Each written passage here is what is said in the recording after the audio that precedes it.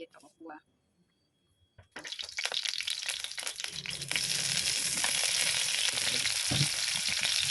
ครัวลงข้าวเลยเผ็ดออกมาก่อน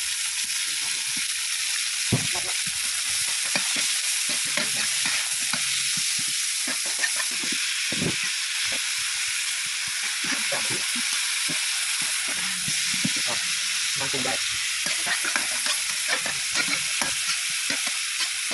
แล้วก็มาลง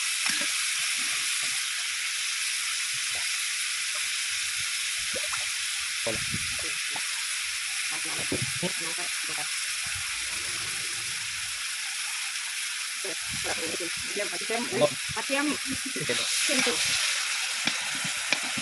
อันนี้หน่อยอันนี้เอาได้ก่อน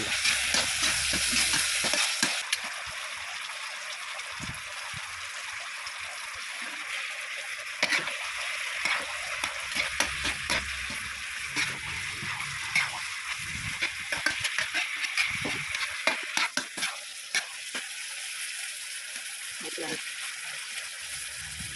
ที่มันหอมกว่าพอเปลี่ยนหอมก็ ได้ครับเนี่ย